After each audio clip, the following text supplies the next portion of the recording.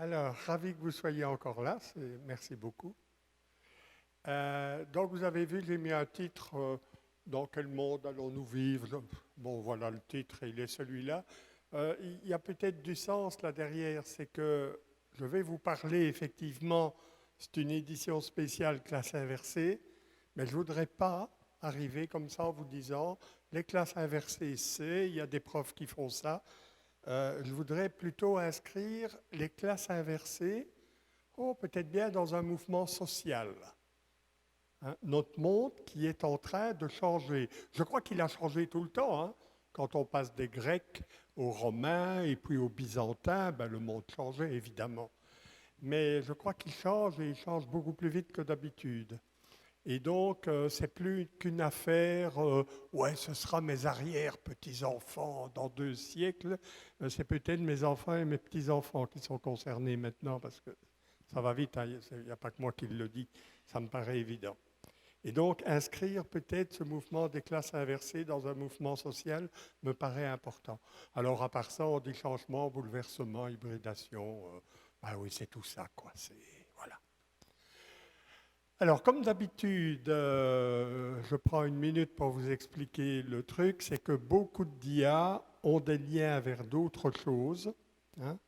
C'est presque un diapo interactif, je ne sais pas quoi.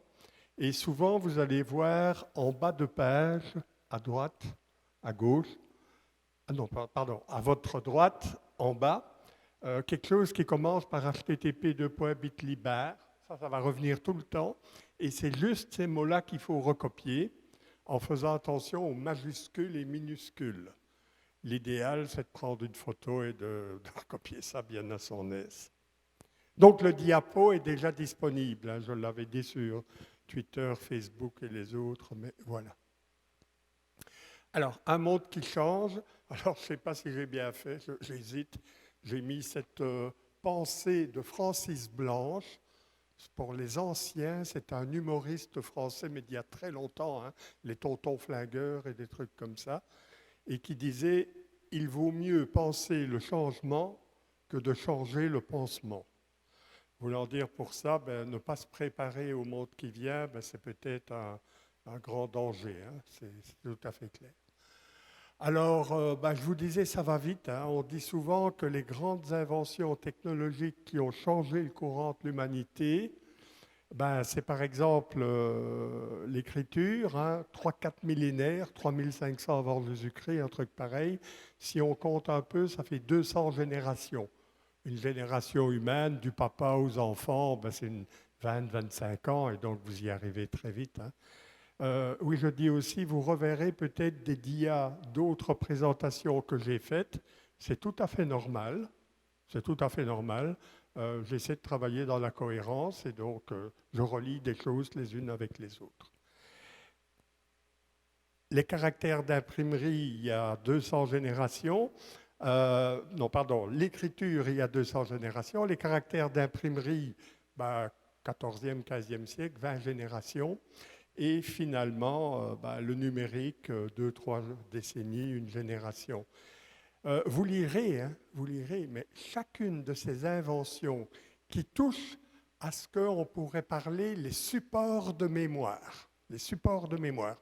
Comment on a retenu la mémoire des choses? Par l'écriture, par l'imprimerie, maintenant le numérique.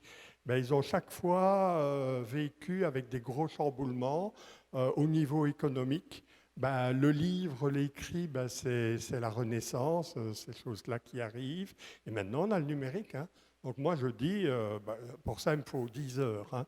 Mais je vous dis, nous vivons une nouvelle Renaissance. Au sens de la Renaissance 15e, 16e siècle, nous sommes en plein dedans. Nous sommes en plein dedans. Le monde va changer.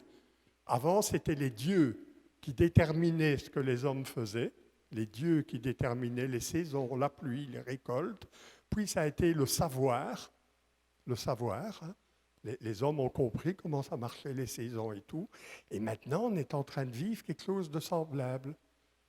Il y avait les dieux sur le piédestal, on a mis le savoir sur le piédestal, et maintenant, peut-être bien que c'est nous qui nous mettons nous-mêmes sur le piédestal. C'est fabuleux, c'est Homo Deus dont j'ai parlé à une autre conférence. de nouveaux rapports au savoir. Et voilà. Alors, je vais aller vite ici. Je vous parle de François Tadei, vous connaissez peut-être, qui parle beaucoup de société apprenante.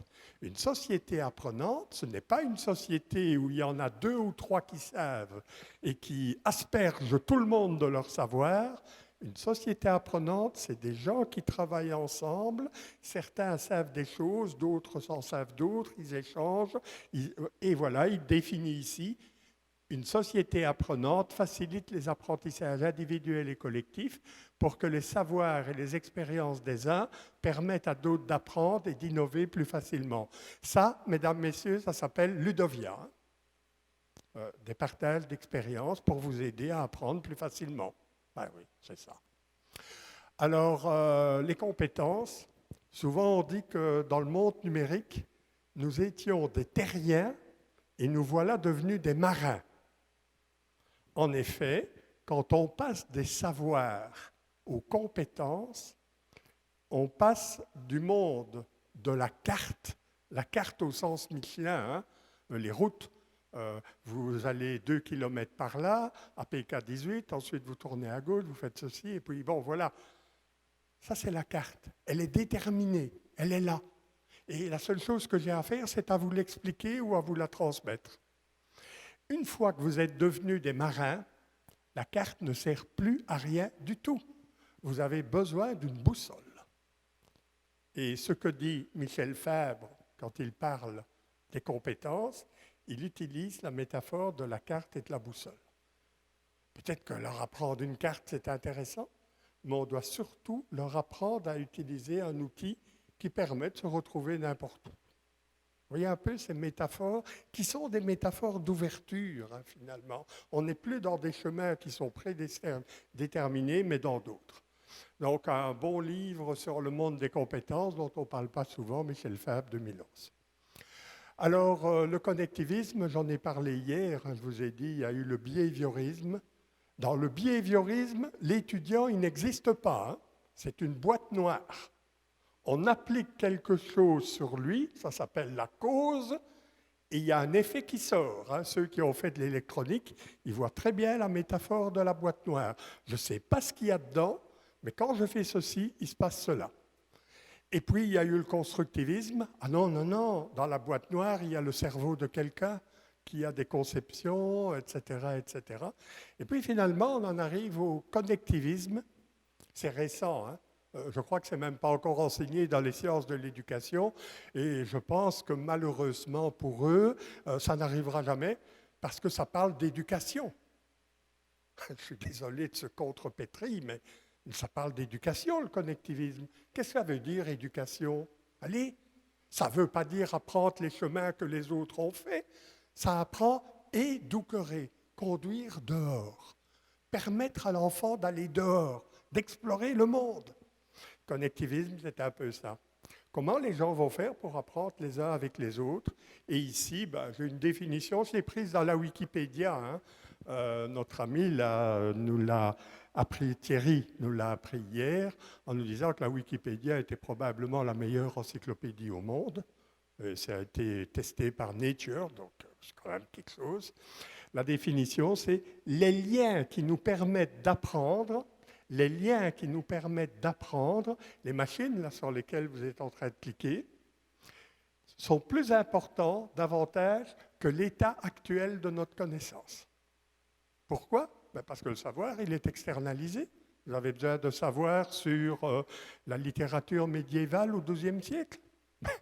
Cliquez, vous avez vos machines, allez-y. Pourquoi est-ce qu'il faut qu'il y ait quelqu'un qui vienne vous le raconter?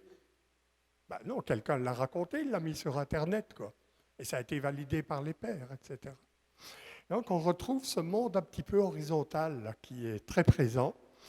Je vais aller vite ici. Vous irez lire la petite référence, Georges Siemens-connectivisme, le lien que j'ai préparé pour vous. Allez, je vais vite. Il nous dit que nos élèves, nos étudiants vont rencontrer des métiers qui vont devoir appliquer des compétences variées et parfois sans liaison avec le cours qu'ils ont reçu.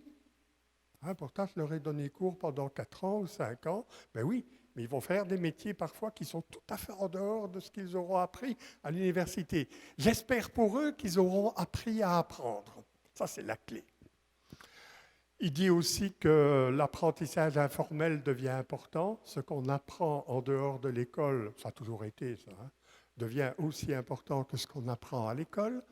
L'apprentissage est un processus continu qui se déroule tout au long de la vie.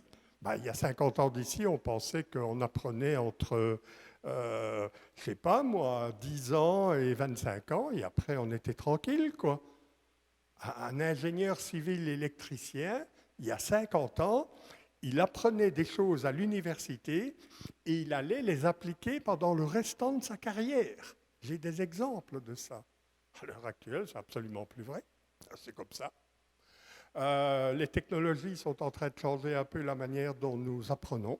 J'en ai parlé beaucoup hier aussi. L'institution et l'individu sont des organisations apprenantes, mais qu'on verra-tu en François Tadei. Pas mal de processus que nous faisions jadis avec notre tête sont de plus en plus effectués par des machines.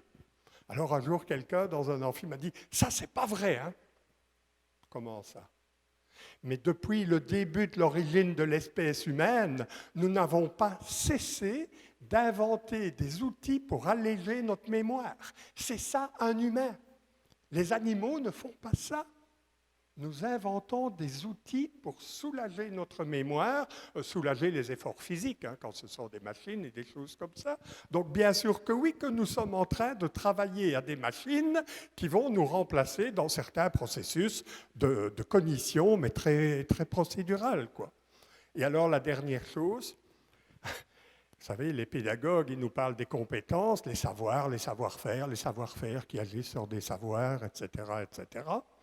Et Georges Siemens, ça c'est de lui qu'on parle ici, il dit que les savoirs où et quand sont plus importants que les savoirs et les savoir-faire. Savoir où je vais trouver la ressource. Attention, c'est pas que sur Internet, c'est peut-être monsieur qui a un savoir dont je vais avoir besoin. Comment je vais le savoir que tu l'as, ce savoir-là? Tu vois? Et voilà un petit peu comment les choses vont se passer. Donc savoir où et quand. Ah là là, ici, je vais avoir besoin d'une formule mathématique qui me relie telle chose à telle chose. Ah oui, donc c'est en train de changer. Alors, ce qui est intéressant dans cette société apprenante, c'est que les gens apprennent entre eux, ça devient très horizontal au lieu d'être vertical. Mais les Américains qui ont toujours 20 ans d'avance sur nous, et c'est comme ça, je peux l'expliquer aussi, Schulman en particulier a défini qu'est-ce que c'est le développement professionnel d'un enseignant. Comment un enseignant va apprendre toute sa vie pour mieux faire son métier. D'accord ? C'est peut-être pour ça que vous êtes là, vous, là, ceux qui sont là. Oui. Alors il dit, votre activité dans la classe est rendue publique. Ah oui, normalement, les profs, quand ils commencent leur cours, ils ferment les portes, ils tireraient bien les rideaux pour que personne ne voie. Ici, vous venez expliquer ce que vous faites dans vos classes. Fabuleux. Deuxièmement, bien sûr, en l'exposant, ça devient un objet que vous soumettez à la critique des autres. Ben oui, évidemment. Et donc, cette critique devrait vous aider à pouvoir faire mieux. C'est une critique constructive, ce n'est pas la critique qui va démolir. Et les membres de la communauté vont reprendre les outils et ils vont les développer encore. Je suis certain, Marie Soulier, que certains ici vont reprendre tes outils, vont les appliquer en classe et vont encore les développer. Tu auras jeté quelque chose, et c'est ça que tu voulais sans doute en venant ici. Et donc, vous êtes dans le chemin du développement professionnel où on se rend compte que la recherche, la grande recherche, les variables et tout ça, c'est remplacé progressivement par une sorte d'échange et de validation d'évaluation par les pairs. Vous êtes en train d'apprendre et vos élèves vont apprendre comme ça. Mais attention, ça ne veut pas dire que vous n'êtes plus là. J'ai simplement dit qu'ils allaient apprendre avec les autres. Vous êtes les autres aussi, finalement. Vous êtes des autres un peu particuliers, avec de la bienveillance, en voulant les faire grandir, etc. Alors, quand on pense à tout ça, on a besoin d'une boussole. Si vous ne savez pas où vous voulez aller, vous risquez de vous retrouver ailleurs. Ça, moi, ça ne me dérange pas du tout. Ce qui me dérange, c'est peut-être la suite, et de ne pas le savoir. D'accord ? Donc, on a besoin, dans ce monde qui change, qui tourbillonne, d'une boussole. La métaphore de la boussole, elle revient, hein, vous voyez un petit peu ça. Alors, ma boussole à moi, c'est l'alignement constructif de John Biggs. Alors, vous allez dire John Biggs. Qui connaît John Biggs? Il y en a? Oh mon Dieu. Oh, lui, il le connaît, oui, ça. Ben oui. Alors, John Biggs, c'est celui qui a probablement le plus contribué à plein de choses.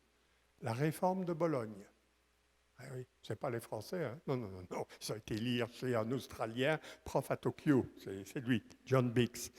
Il a inventé ça, la réforme de Bologne, il a contribué par ses travaux. Les approches par compétences, ce qu'on appelle aujourd'hui les learning outcomes, les acquis d'apprentissage. Vous savez, en Europe, en Belgique, en Suisse, au Québec, on ne parle plus déjà en termes de compétences. On parle en termes d'acquis d'apprentissage. Qu'est-ce que l'élève a acquis ? Pas ce qu'il sera capable de faire, peut-être, s'il a de beaux points. Non, ce qu'il est capable de faire. Alors, c'est facile, hein, John Biggs, il n'y a pas de gros mystère là derrière. Vous allez me dire que tous les enseignants le savent, tant mieux pour vous, hein. Mais il dit qu'il faut veiller à la cohérence entre l'objectif, où on veut aller, la méthode, c'est-à-dire le chemin. Vous savez ce que ça veut dire, méthode, hein? Méthode, en grec. Méta, odos. Odos, c'est le chemin. Le chemin pour atteindre l'objectif. Ben oui, il doit être cohérent avec l'objectif. Et la troisième chose, c'est l'évaluation. Comment vous allez savoir que vos élèves, vous bien sûr les accompagnants, avaient atteint l'objectif? Alors, vous pouvez me dire, mesdames, messieurs, que c'est des banalités et tout. Moi, c'est la seule chose que j'utilise en permanence. Quand je vois les recherches de M. Intel, j'en ai parlé hier, les recherches de Hattie, qui classent les méthodes comme ça, la meilleure méthode, la moins bonne, mais ça n'a aucun sens par rapport à quel objectif il est en train de parler. Si c'est un objectif d'acquisition de savoir, ce que je fais un peu aujourd'hui, je vous transmets un peu de savoir modestement, peut-être que la transmission est le meilleur moyen. Mais si je veux vraiment développer votre compétence en e-learning, en utilisation du numérique, peut-être que ma voie de transmission n'est pas le meilleur moyen. Donc la méthode dépend nécessairement des compétences. Et peut-être que si je reviens dans 3 ans, dans 5 ans, je ne sais pas, je serai content de voir comment vous avez mis en pratique dans vos classes, dans vos cours, peu, beaucoup, je ne sais pas, mais ce que vous avez entendu des praticiens qui sont ici, Marie, Florence, etc., qu'est-ce que vous avez raconté aux autres et qu'est-ce que vous en avez fait? Ce n'est pas que vous serez peut-être capable d'appliquer ce que Marie Soulier vous a dit, non, c'est qu'est-ce que vous allez en faire sur le terrain, voyez-vous. Ça, c'est la révolution dans le domaine de l'enseignement et de l'éducation. Alors oui, je vais aller vite là-dessus. John Biggs ici, j'ai donné tout ça. Les références que je vous donne, généralement, c'est des références sur mon blog. Donc, c'est traduit en français, vulgarisé et tout. Et justement, il y a Marcel Lebrun, il paraît que c'est un Belge, je ne sais pas. Il a rajouté un truc qui s'appelle les outils. Ben oui, puisque nous voulons intégrer des outils pour faire apprendre les élèves, nous devons intégrer des outils de manière cohérente dans nos objectifs et dans nos méthodes. Ça va? Voilà, ça c'est ma boussole à moi. Et quand j'entends quelqu'un qui, dans une conférence, dit « Et moi, je développe l'esprit critique de mes étudiants », je dis « Ah, c'est votre objectif, comment faites-vous » Ah, je leur montre au tableau des œuvres de Rembrandt et de Vasarely et je leur demande de comparer, etc. Ça n'a pas beaucoup de sens, mais enfin voilà. Ah oui, c'est ça, et ils critiquent donc les œuvres d'art. Oui, c'est ça, c'est ma méthode. Et à l'examen, comment faites-vous? Je leur donne un tableau et je leur demande de critiquer. Ah oui, et s'ils vous disent pas exactement ce que vous voulez qu'ils disent, qu'est-ce que vous faites? Ils n'ont pas réussi. Mais la critique, elle doit pouvoir sortir des sentiers battus, n'est-ce pas? Et voilà, on est un peu dans ce domaine-là. Moi, je vous dis, c'est une bonne boussole, ça. Alors, au passage, c'est aussi le triskel breton, hein, c'est un symbole un peu celtique qui est là derrière. Alors, les outils. Je vais aller vite, parce que ça, ici, c'est quelque chose que je vous ai déjà dit, je pense, dans l'atelier d'hier.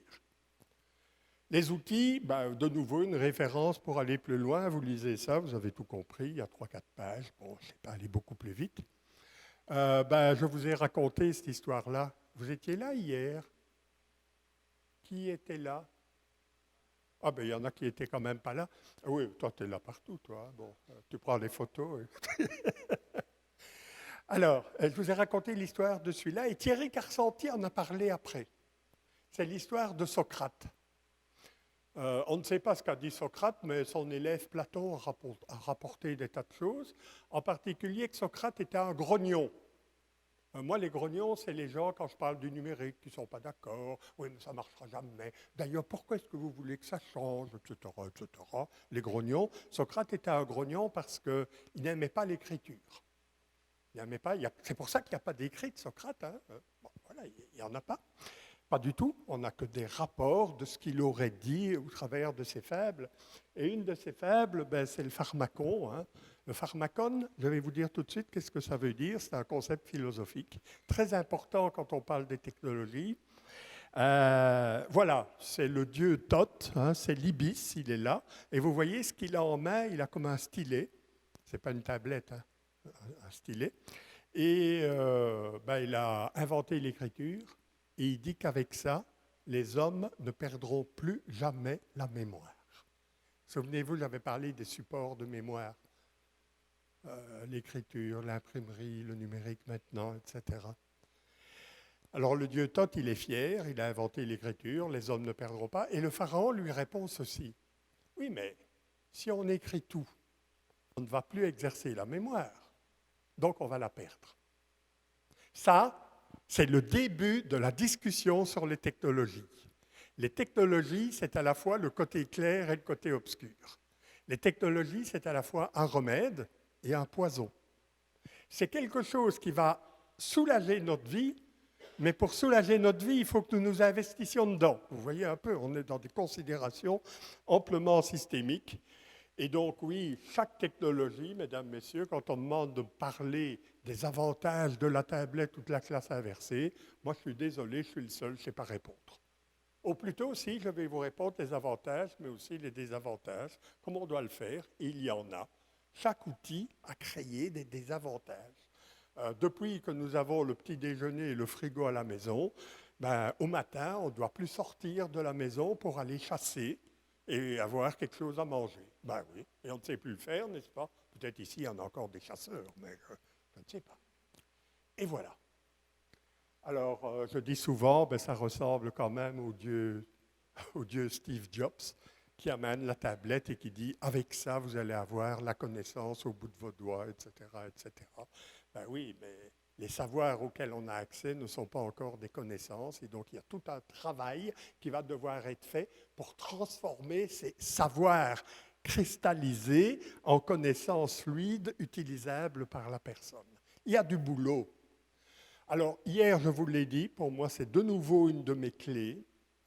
On pense souvent qu'il y a un effet de cause à effet, que le numérique placé chez les élèves dans la classe va automatiquement induire des bienfaits sur la pédagogie, sur l'apprentissage.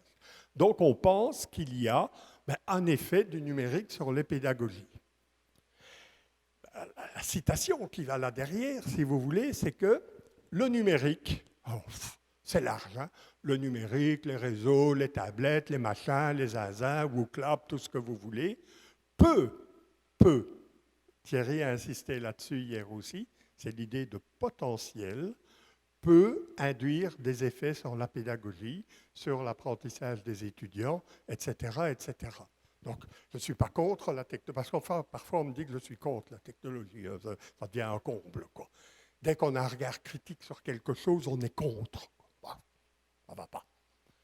Alors, ce que j'ai envie de vous dire, c'est que bien sûr, il y a des promesses des technologies, mais il y a des nécessités en même temps.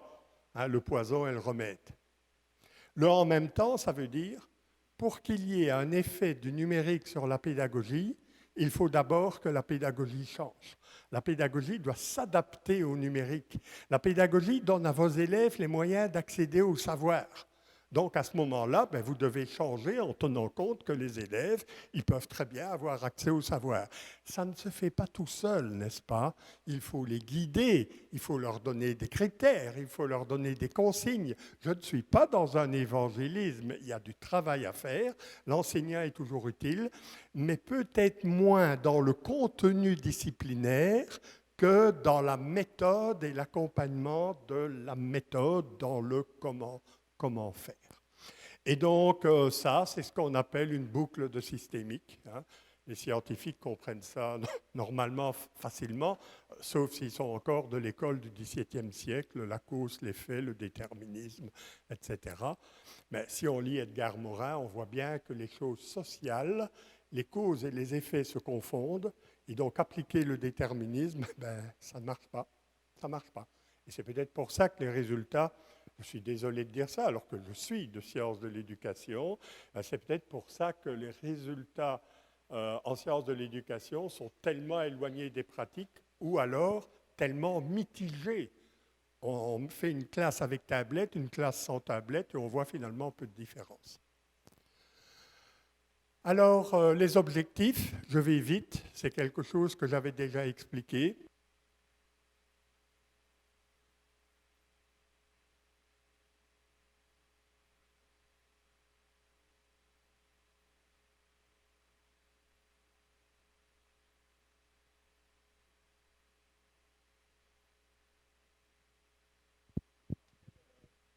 Je n'ai pas fait de formation.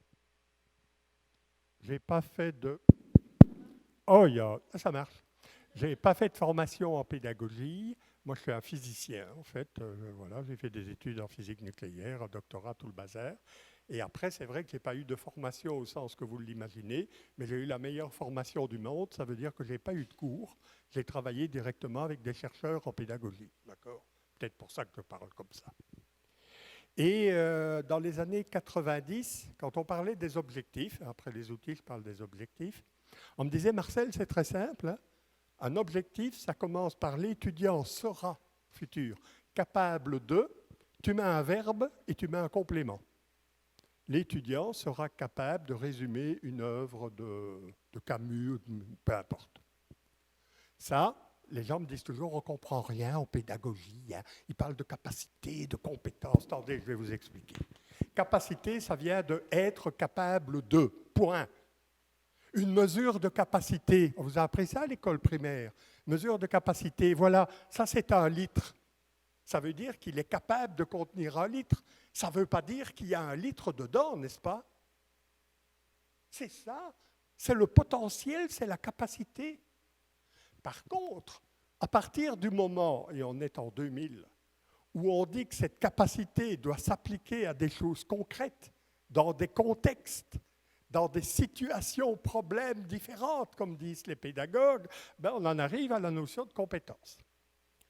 Et récemment, en Europe, sont arrivés les learning outcomes. Ce n'est pas seulement ce que l'élève sait faire, mais l'élève sera capable de démontrer lui-même ce qu'il a appris. Autrement dit, l'examen, c'est pas voilà, vous passez mon examen après le cours d'économie, etc. Racontez-moi les 3 composantes du modèle 2. Ça, mesdames, messieurs, c'est fini. Enfin, dans 10 ans, dans 20 ans, j'en sais rien. Non. Quand le professeur recevra l'étudiant, c'est « Montre-moi, raconte-moi ce que tu sais faire, qu'est-ce que tu as fait de mon cours ?» Il y a l'idée de démonstration, il y a l'idée de chef-d'œuvre. Voilà ce que je suis capable de faire avec votre cours. Ça, c'est une évolution fabuleuse, parce que de nouveau, on parle de celui d'en haut qui va décréter qu'il a 9 sur 10, à une idée de « c'est moi qui vais démontrer ma compétence ». Et donc, on passe de nouveau du Deus qui est sur le trône à la personne qui, elle, va s'émanciper au niveau de ses savoirs. Donc, voilà des évolutions que l'on rencontre dans l'idée des compétences. Alors, si vous lisez l'élément de Ken Robinson, l'élément dans le sens « Ah, celui-là, il a trouvé son élément hein ». On entend ça en français. On se rend compte que bien sûr qu'il y a des compétences disciplinaires et professionnelles. Je ne vous ai pas dit que ça n'existait plus, mais qu'il y a des compétences personnelles humaines, réflexives, communicationnelles, relationnelles, organisationnelles, etc.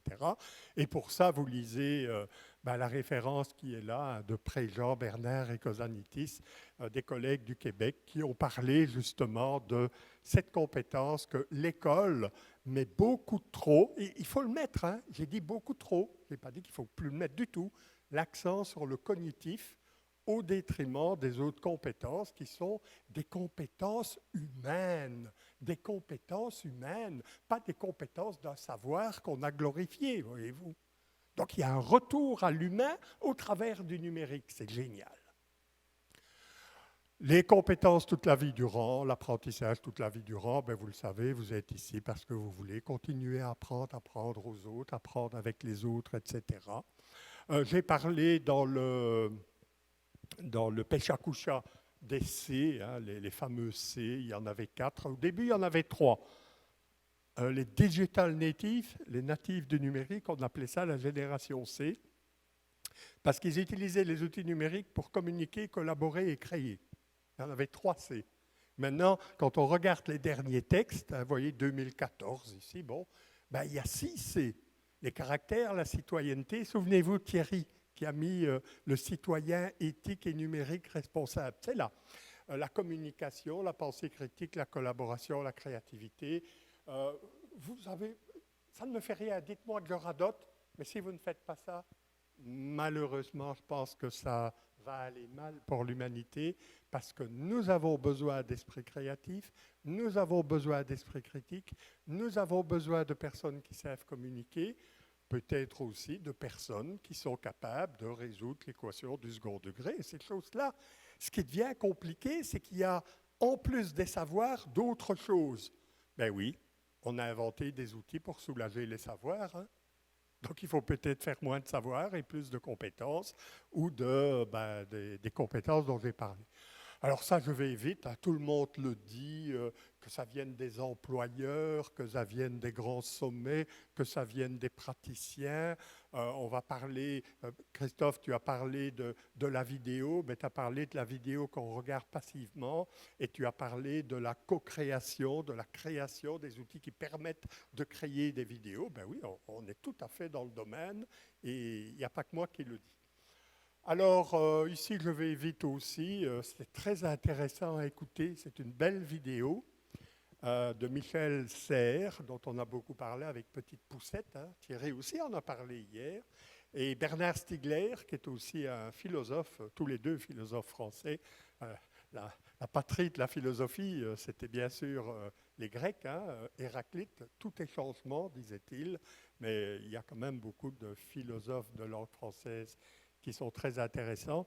Et en particulier Bernard Stiegler qui dit, vous allez voir, avec le numérique, on va avoir des problèmes. Il va y avoir des effets négatifs. Il va y avoir des choses qui ne marchent pas bien. Il va y avoir des petits-enfants qui insultent leur institutrice via les réseaux sociaux. Il va y avoir tout ça. Mais, mesdames, messieurs, ce n'est pas les réseaux sociaux qui sont coupables. Ça révèle simplement notre incapacité à socialiser, à utiliser de manière sociale ces outils. Et donc, c'est un déficit d'éducation qu'il faut constater. Vous allez me dire, ce n'est pas facile, votre défi. Ah oui, je le sais bien. Et puis, il y a Michel Serres. Hein. On n'a pas le cerveau vide, on a le cerveau libre. C'est ce que je vous disais. À utiliser des outils de cognition, on soulage la partie mémoire, si vous voulez, de l'individu pour développer d'autres facultés, comme on dit. Alors, vous allez me dire, c'est impossible, le cerveau de l'homme aujourd'hui est très proche de l'homme du néolithique. Oui, c'est vrai aussi, mais depuis, on a eu les travaux de Stanislas Dehaene qui a bien montré les effets de la plasticité cérébrale et que des zones qui sont moins occupées, qu'on occupait anciennement, mais qui sont moins occupées maintenant, sont recyclées pour d'autres compétences. Mais oui, en 1850, le nombre de personnes qui savaient lire, mais c'était très peu. Et puis tout à coup, il y a eu l'école obligatoire et on a dû apprendre à tous ces enfants à lire. Comment notre cerveau a fait pour trouver une zone pour la lecture ? Il a recyclé des zones qui étaient moins utilisées, qui étaient moins utiles, qui étaient liées peut-être à la chasse, à la représentation, etc.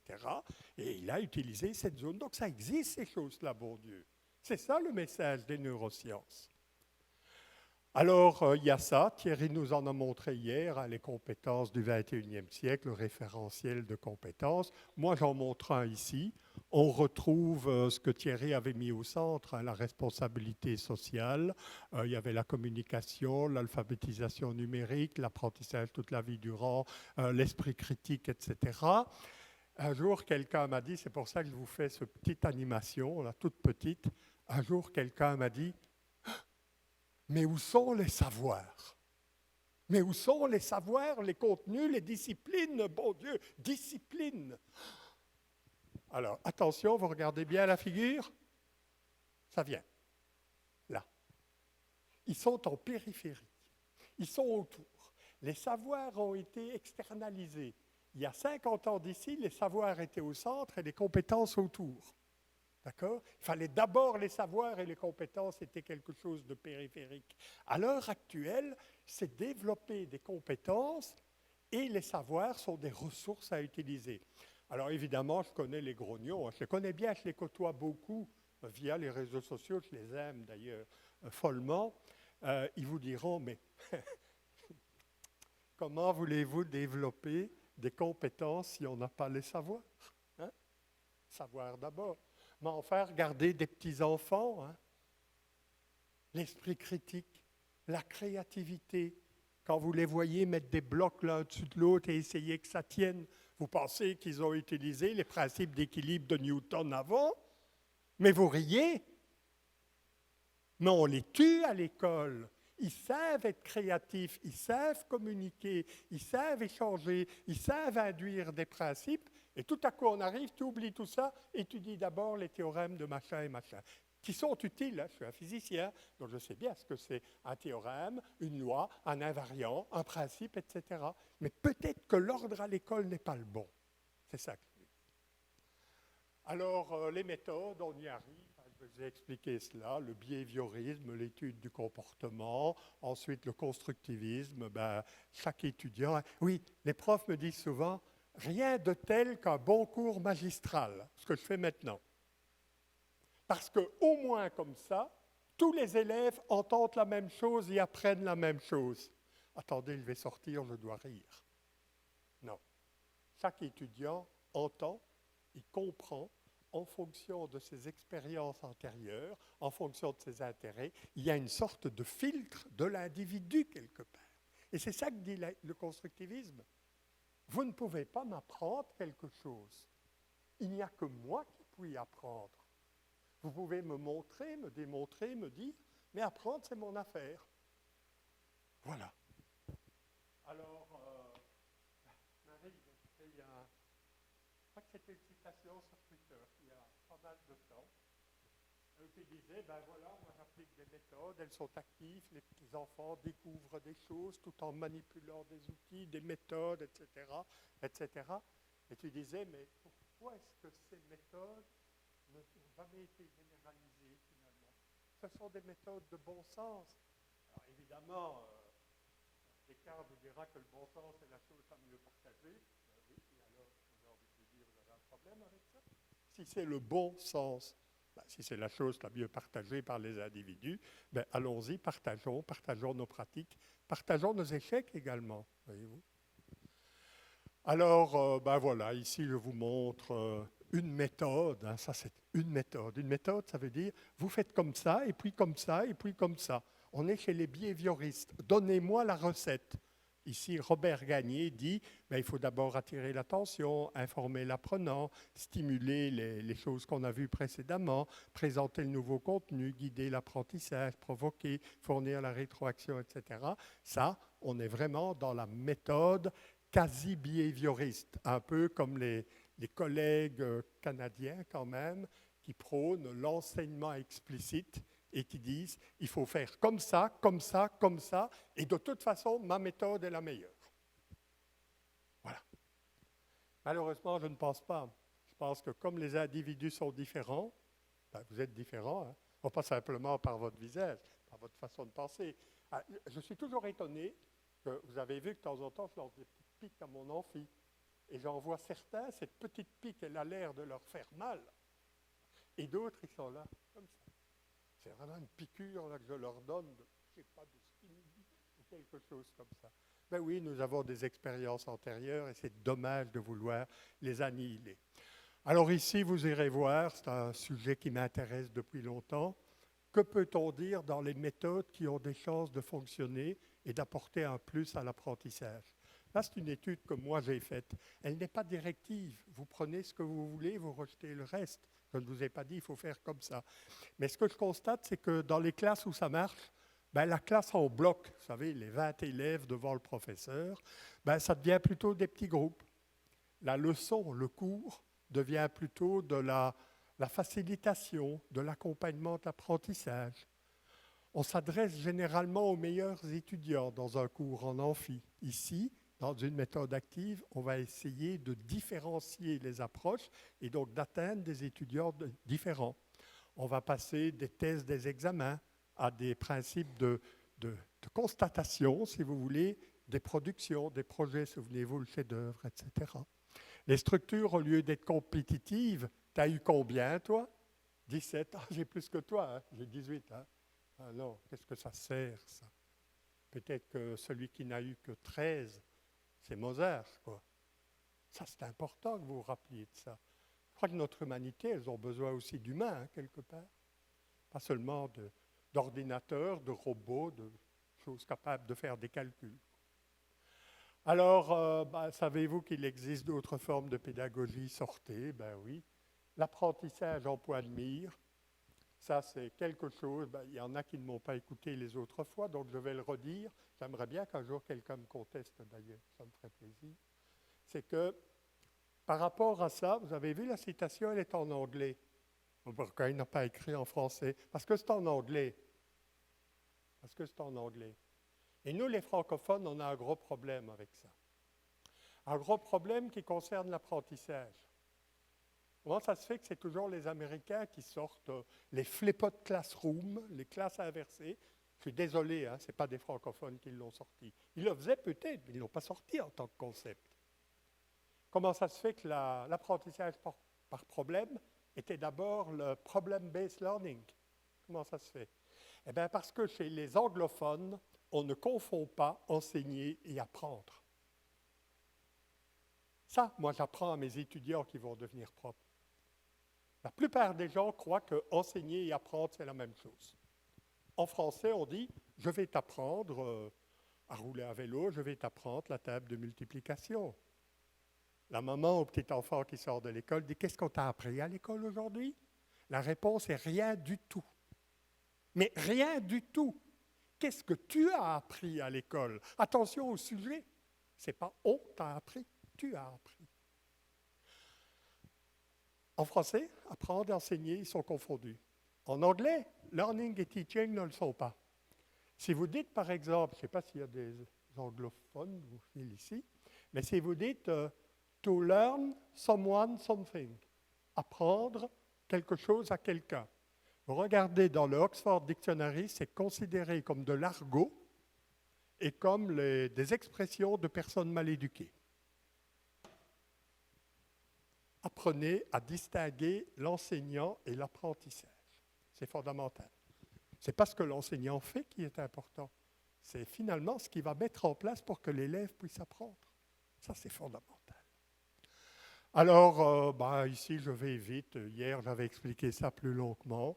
Avec Christophe, d'ailleurs, on a fait des recherches. ISUP, on a regardé un peu ces dispositifs à pédagogie active avec des outils numériques qui ménagent la présence et la distance et ces choses-là. Et on a mis en évidence, on a interrogé des tas de profs et puis on a interrogé leurs élèves.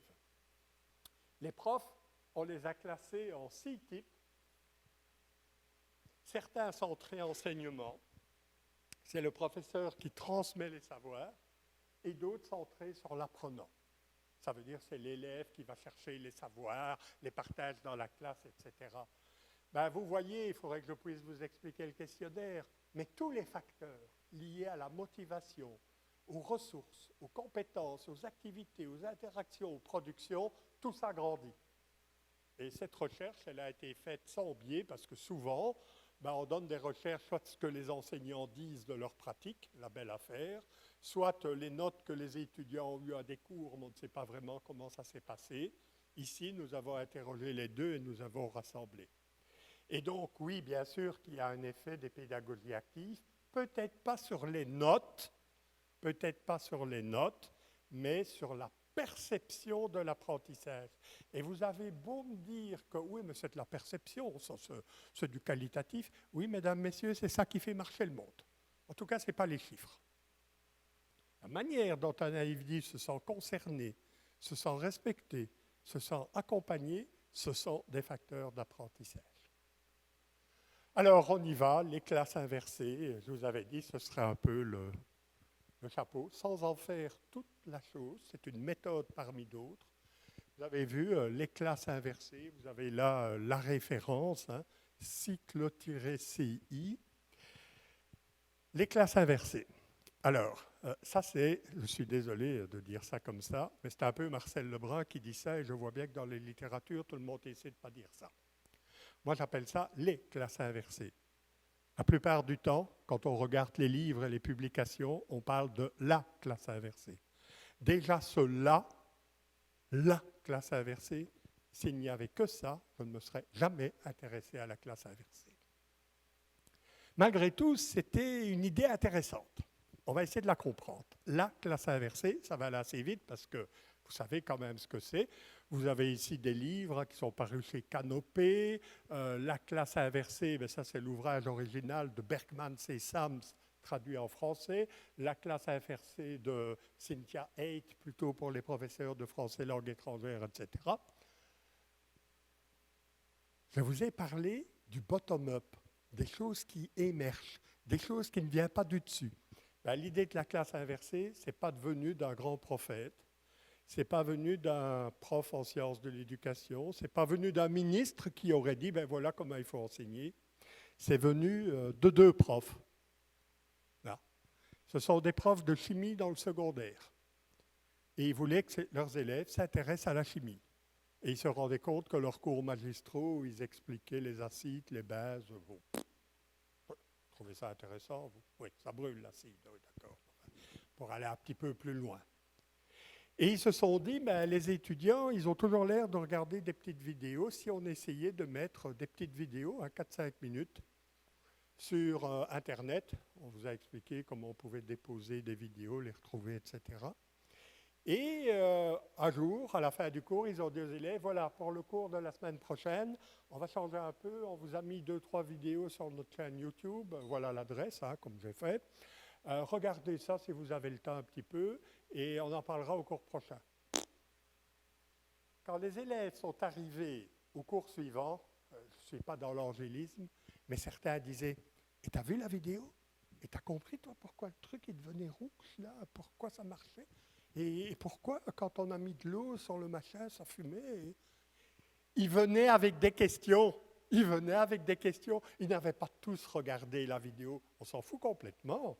On peut faire des travaux de groupe où ils vont partager leur savoir entre eux. Ce n'est pas ça le problème. Mais ils avaient, j'aime bien ce mot-là, pris connaissance. Ils avaient pris connaissance. Et donc, on en est arrivé au concept de classe inversée, dans le sens que ce n'est pas le cours et ensuite l'application, mais il y a quelque chose qui se passe à distance avant le cours et qui permet aux professeurs d'être plus efficaces parce que les élèves viennent avec déjà des questions. Alors, je ne sais pas, il y en a deux, là, tu les connais, ceux-là, toi? Ouais, bon. On était jeunes, oui, tout à fait. On a fait une petite vidéo qui est devenue carrément virale, hein, puisque 30 000 vues, c'est quand même pas mal, hein, Christophe? Oui, c'était il y a 8 ans. Et j'avais découvert en 2012, hein, le concept de Flipped Classroom venait des États-Unis, date de 2008-2009. En 2010-2011, je découvrais et je parlais avec Christophe à Trois-Rivières. Trois-Rivières, le TR, c'est Trois-Rivières, à la IPU de cela. Alors, la classe inversée, voilà la chanson de la classe inversée. Les leçons à la maison et les devoirs en classe. de quoi frustrer une bonne partie des enseignants qui vous diront on ne va quand même pas faire regarder les vidéos aux étudiants avant le cours, déjà que maintenant on ne peut pas leur donner des devoirs après, et vous voulez leur donner des vidéos avant, et patati et patata. Ben, c'est ça le principe. C'est de donner des petites vidéos avant le cours, des petites, hein, en fonction de l'âge bien sûr, de manière que l'élève prenne connaissance de la matière, et pour indique un but, gagner du temps en classe pour privilégier des interactions et de la construction de connaissances. Le but, c'était de sortir un peu de savoir pour gagner du temps en classe. Alors, je vous explique très vite la classe inversée. Vous avez la présence. Alors, la présence, ben, nous sommes aujourd'hui dans l'amphi A1 à 18h, etc., etc. La distance, ça ne veut pas dire nécessairement à la maison. Ça veut dire en l'absence du professeur. Le professeur n'est pas là. Ils sont en autonomie. Ça peut se passer à la maison, mais ça peut aussi se passer dans des locaux de la classe ou dans un petit coin de la classe que le professeur a aménagé, où certains regardent des vidéos pendant que d'autres travaillent, etc., etc. Mais c'est en tout cas en autonomie, à distance du prof. Et là, vous voyez enseigner, apprendre. L'enseignement traditionnel, la partie enseignement se fait en présence. Et les devoirs se font à distance. L'enfant se retrouve cette fois-ci tout seul devant son cahier, il doit faire ça. Parfois, papa, maman peuvent aider, mais parfois pas. L'idée de la classe inversée, c'est de déplacer une partie de l'enseignement à distance, hein, je veux dire l'enseignement, les savoirs cristallisés, qui sont stabilisés, quoi. De déplacer à distance pour gagner du temps en classe, en présence, pour des interactions, de la consolidation, des applications, etc. C'est ça le principe de la classe inversée. Et elle est appliquée, évidemment. Ça ne veut pas dire que les profs font ça tout le temps, n'est-ce pas? Arrêtez de croire qu'on va jeter une méthode pour en mettre une autre à la place et des choses comme ça, et que vous vous rendez compte si les élèves ont tous des vidéos. Alors, arrêtez avec vos tous et tout le temps et tout, c'est pas vrai, c'est pas comme ça. Un prof n'est pas ainsi, il fait de temps en temps des activités comme ça, de temps en temps d'autres activités. Parfois il est déductif, parfois il est inductif. Alors vous lirez ce qu'est et ce que n'est pas la classe inversée.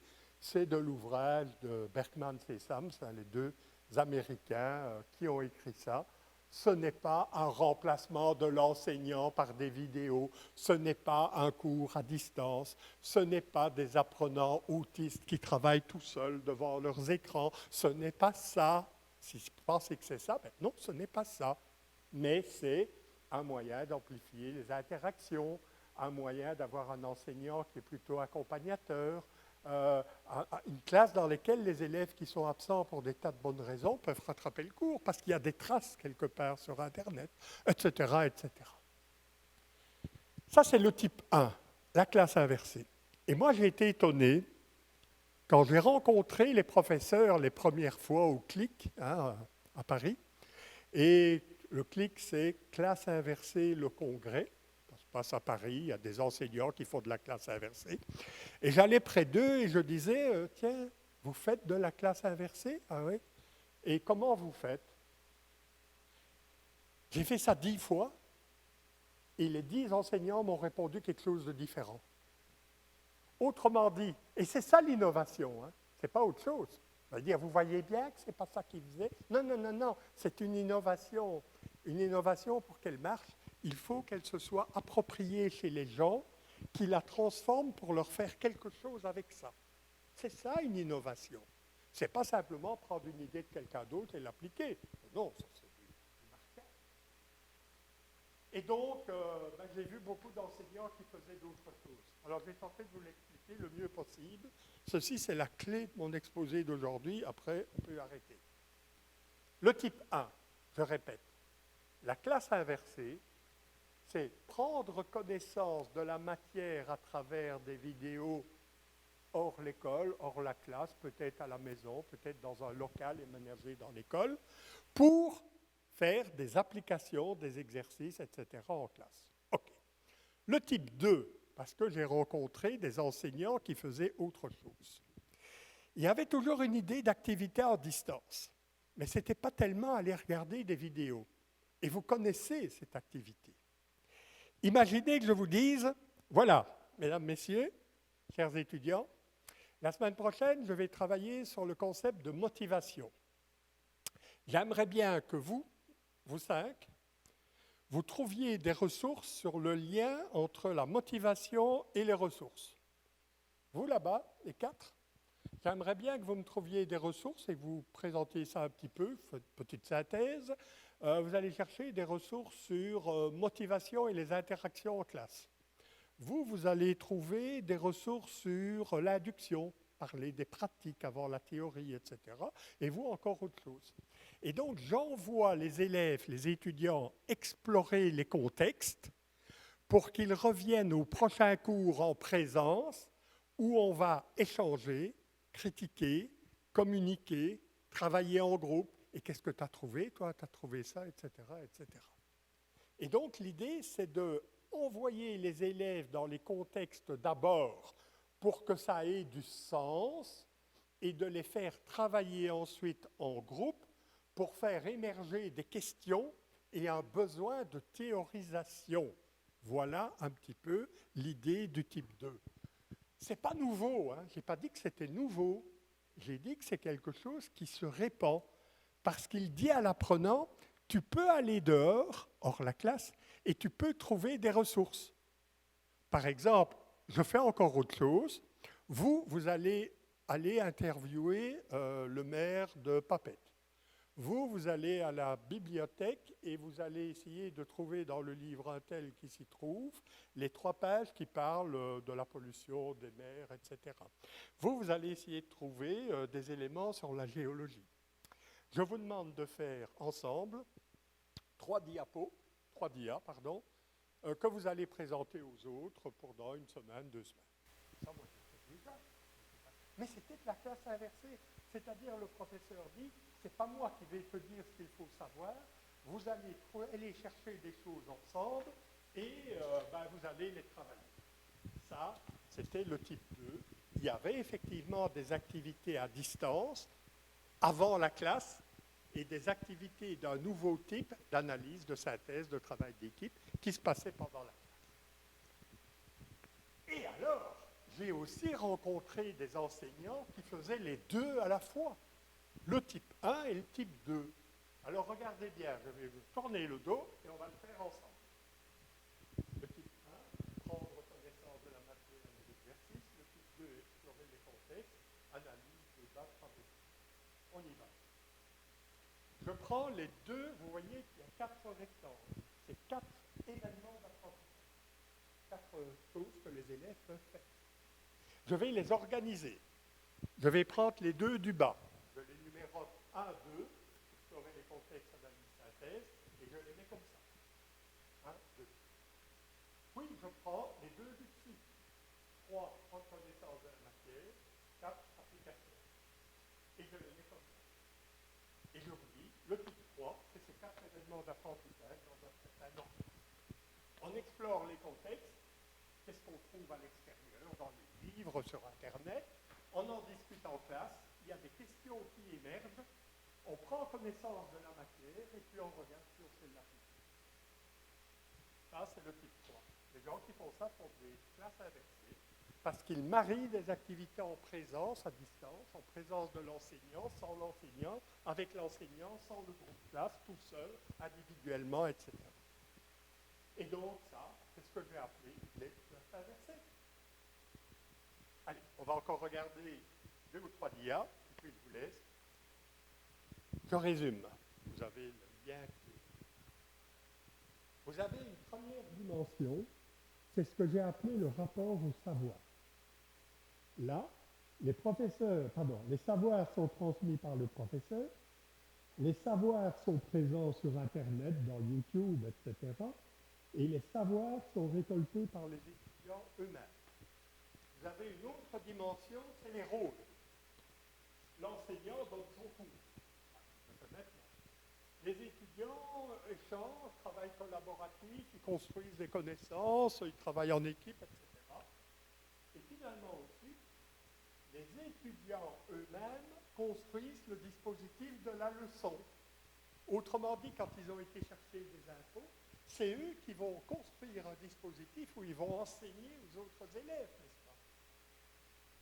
Regardez bien, vous retrouvez le type 1, les savoirs sont sur Internet, les élèves en discutent pour des applications. Vous retrouvez le type 2, les savoirs sont récoltés, les étudiants construisent le dispositif, etc. Ils font cours, hein?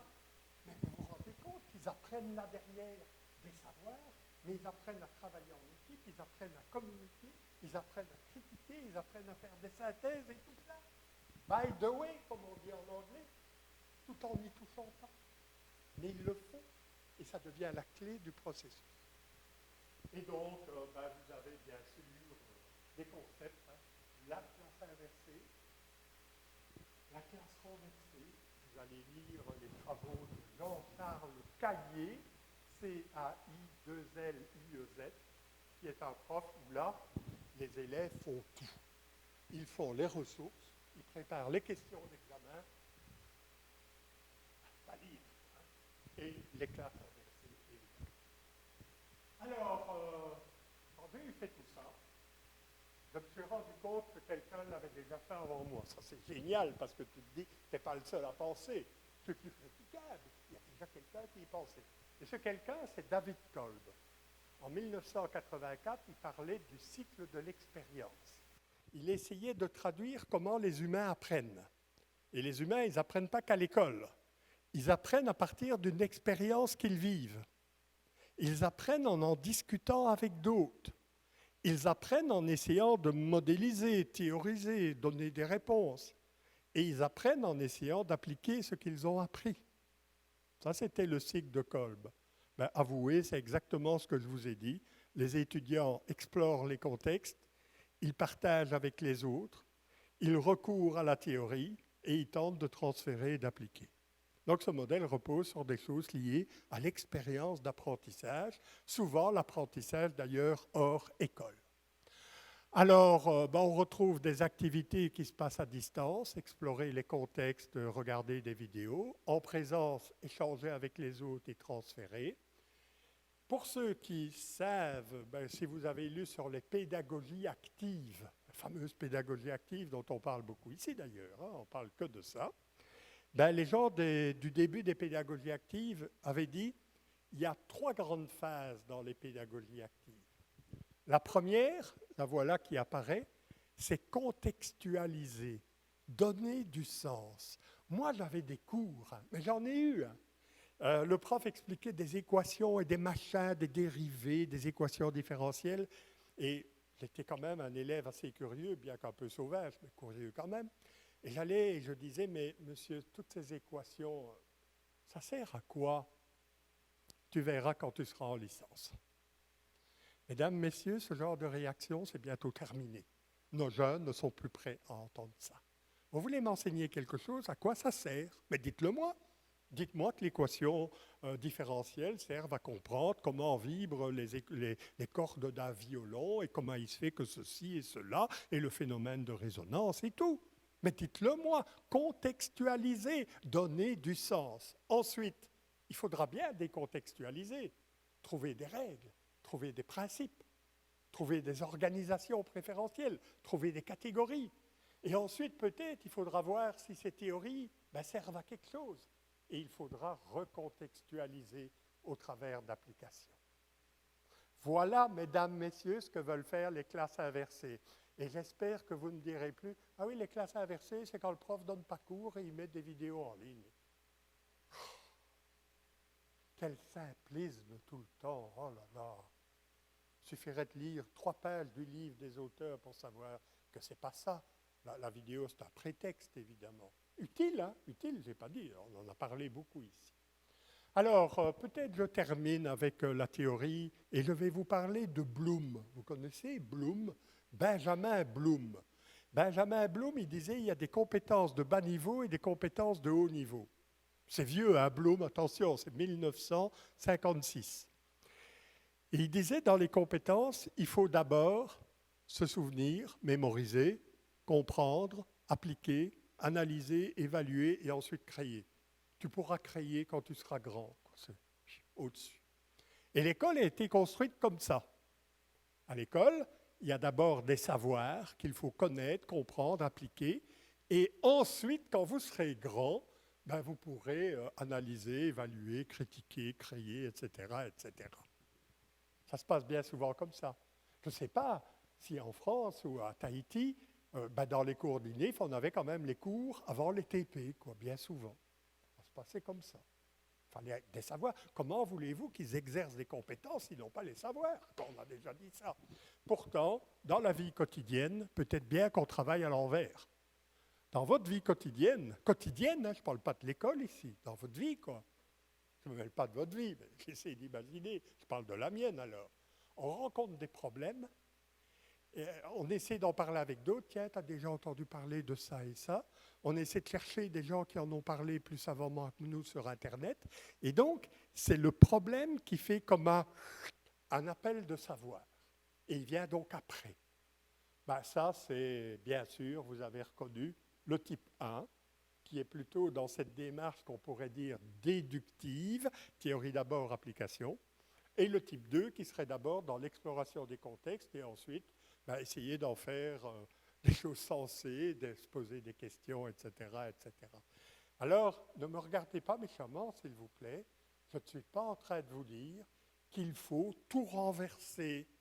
Je suis en train de vous dire que l'être humain, moi, vous, en fonction des contextes et en fonction des savoirs, moi, en tout cas, je suis parfois dans le « dites-moi ». Dites-moi. Allez, arrêtez de m'embêter avec vos travaux de groupe. Vous connaissez la réponse, dites-la moi, quoi. Et dans d'autres cas, je suis dans le « laissez-moi faire ». Laissez-moi découvrir. Oui, vous pouvez regarder ce que je fais, vous me direz, mais laissez-moi faire, j'ai envie de chipoter un peu à ça moi-même. Et nous sommes dans les deux. C'est ça que je veux vous dire. Ce n'est pas que vous devez inverser tous vos cours et mettre des vidéos et tout. Faites-le si vous avez envie, si votre public s'y prête. Mais je veux dire, ce n'est pas nécessaire. Je suis ici en train de plaider pour un principe de variété.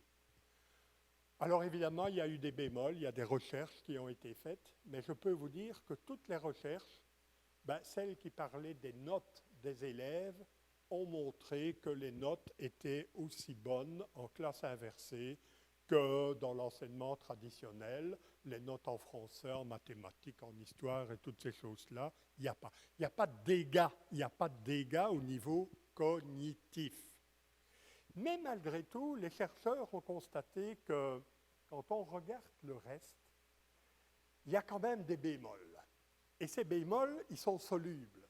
Il y a des choses, des cas où les classes inversées n'ont pas bien fonctionné. Les auteurs, par exemple, de cet article de 2017 prouvent qu'effectivement, dans la classe inversée, il y a des tas d'activités avant la classe, il y a des activités pendant la classe, des activités de petits groupes, des petites leçons, des présentations d'étudiants, comme je vous ai dit, ça existe. Mais il y a aussi des activités après la classe. Débriefer ce qui s'est passé, évaluer le cours précédent, comment ça s'est passé, comment ça se fait que tel groupe a trouvé la réponse, tel groupe ne l'a pas trouvé, etc.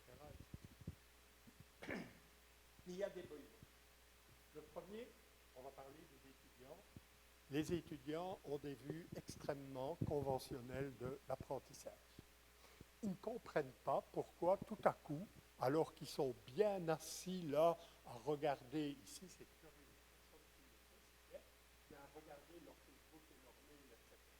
Pourquoi est-ce que vous voulez m'impliquer avec des travaux de groupe et d'aller chercher des savoirs à la bibliothèque alors que je suis si bien assis à vous écouter? Ils ont encore cette vue conventionnelle. Et donc il faut leur expliquer pourquoi vous le faites. On ne rentre pas comme ça en classe inversée. D'ailleurs, j'ai envie de vous dire, c'était déjà le cas avec d'autres pédagogies actives. Combien d'enseignants j'ai vu, ils donnaient un cours, là, comme je viens de faire, et puis ils disaient, allez, maintenant mettez-vous en groupe et trouvez-moi 3 éléments ou 3 cas pratiques par rapport à ce que je viens de vous dire. Vous allez travailler sur l'école primaire, l'apprentissage du français, vous en mathématiques et vous en sciences de la vie. Voilà, je vous demande une petite synthèse d'ici un quart d'heure. Voilà, à tout à l'heure. Et puis ils reviennent, ils disent, alors, le groupe A, qu'est-ce que vous avez trouvé? Et puis, la cloche sonne. Voilà, mesdames, messieurs, le cours est terminé, merci beaucoup. Mais vous êtes fous, quoi. Pourquoi est-ce que vous les avez fait travailler en groupe? Vous leur avez dit pourquoi ils devaient travailler en groupe? Quel sens ça avait? Pourquoi est-ce que vous avez fait ça? Et après le travail de groupe, est-ce que vous avez pris du temps pour débriefer comment ça se fait que dans le groupe 1, vous avez pensé à ça, pas dans le groupe 2, etc., etc. Une compétence, mesdames, messieurs, c'est aussi un savoir sur l'action. Comment se fait-il qu'on enseigne que des savoirs sur des choses mortes et pas des savoirs sur l'action? Si vous voulez que vos élèves savent travailler en équipe, expliquez-leur pourquoi vous leur faites travailler en équipe. Expliquez-leur après le cours pourquoi vous avez eu tel type de résultat, comment vous pouvez débriefer l'activité. Donc, informer les élèves. Les vidéos, généralement, les vidéos sont beaucoup trop longues. Marcel Lebrun, au début de ses classes inversées, il mettait 1 heure de vidéo. Bon. Et puis, il se rendait compte en discutant avec les élèves, les étudiants, qu'ils avaient regardé le premier quart d'heure. Oui.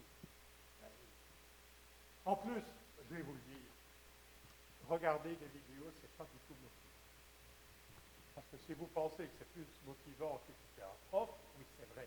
On peut arrêter, retourner en arrière, écouter 10 fois. Oui, ça, bien sûr, en théorie. Non, si vous donnez des vidéos à regarder à distance, accompagnez-les d'une activité. Il y a une vidéo qui présente M. Attel, il parle du climat. Relevez dans la vidéo 3 ou 4 arguments qu'il donne à propos de ceci ou cela. Tout à coup, il y a une activité à propos de la vidéo, il y a un challenge, il y a un défi. Je vais essayer de trouver les éléments. Donc, des vidéos trop longues, les classes. Alors, vous avez regardé les vidéos? Oui. Est-ce qu'il y a des questions sur les vidéos? Non? Je vais bien l'expliquer. Hein? Ouais. Allez, on va passer à autre chose. Allez. Non. Quelle est l'activité en classe qui va suivre la vidéo? Vous voyez? Et à force de faire des choses comme ça, on pervertit complètement le système, quoi. Parce qu'on pense que c'est mécanique, on applique des règles, la vidéo à distance, les exercices en classe, etc. Ça n'a aucun sens, quoi. Attention à cela, attention à cela. Oui, trop de travail pour les étudiants. Ben oui, si tous les profs commencent à mettre des vidéos, ça va devenir dur de regarder les 1236 heures de vidéos parce qu'on n'a pas travaillé pendant l'année, etc., etc. Et les profs, à peu près la même chose. Les enseignants appliquent parfois les classes inversées sans vraiment comprendre qu'est-ce qu'il y a là derrière. Le matériel, ils essayent tous de développer les vidéos eux-mêmes. Ah oui, vous n'avez pas assez de vidéos sur Internet. Christophe vous a expliqué combien d'heures de vidéos sont téléchargées, uploadées chaque seconde. Des centaines, non? C'est 100 heures par minute. 100 heures de vidéos sont uploadées par minute. 100 jours. Alors évidemment, il y en a beaucoup, comme j'aime bien que tu dises, des chats qui tombent des divans. Hein. Oui, ça, il y en a beaucoup. Mais il y a aussi des vidéos extrêmement intéressantes. Il y a des profs qui me disent, oui, quand on va sur Internet, chercher des choses, vous savez, on voit surtout des bêtises avec des chats qui tombent. Je dis, apprenez à faire des recherches à continuer. Et donc, bien sûr, il y a une éducation à tout ça. Je crois qu'elle n'est pas terminée. Je vous ai peut-être dit des banalités. Je pense qu'elles ne sont pas. Alors, je termine. Petite conclusion, un mot qui change. Pourquoi j'ai dit ça? Petit regard philosophique. Je pense que nous sommes fortement battus par des idées de rationalisme chez les progrès de science, rationalité, la raison. Le discours de la science, c'est qu'il faut pas, disons, faut faire un grand pas, la cause qui est faite, on ne fait plus que médicalement, malheureusement, chez nous humains, la cause de l'effet, ça ne marche pas bien. Nous sommes des êtres complètement imbriqués dans les complexes de tout à fait indifférents. Il y a des approches systémiques mais qui font de nouveau une certaine rationalité. En tout cas, les philosophes rationnels parlent des idées, des modèles, des théories, des concepts. Une autre famille qui s'oppose d'ailleurs, ce sont sont les empiristes. Pour eux, ce qui compte, c'est les faits, l'expérience, le vécu, au lieu de concepts, c'est le perçu. C'est pas le concept qui est dans le monde des idées, c'est le perçu du monde intérieur. Et il y a deux mouvements. Le premier s'appelle théorie. Il y a des savoirs dans le monde des idées pour les infuser dans la tête des élèves. Il y a un autre mouvement qui se passe également, qui est celui du constructivisme. On part des idées de chacun, de ce qu'il a ramené, etc. Et avec tout ça, on va essayer de trouver des invariants, des principes. On est dans la méthode inductive. Les deux s'opposent, ce sont des écoles très différentes, même en philosophie. Mais moi, je pense qu'à l'ère numérique, nous allons devoir tenter de réconcilier les deux. Il y a évidemment des approches qui vont du monde des idées vers le monde de l'expérience, et c'est très important, et d'autres qui devraient aller du monde de l'expérience vers le monde des idées. C'est ma façon à moi de transformer le top-down en bottom-up et d'avoir donc quelque chose de beaucoup plus horizontal dans la circulation des idées. Quelques littératures que vous lirez avec intérêt qui ont été données sur les diapos. Je pense que j'en ai terminé. Oui, ça aussi c'est intéressant, c'est dans mon labo.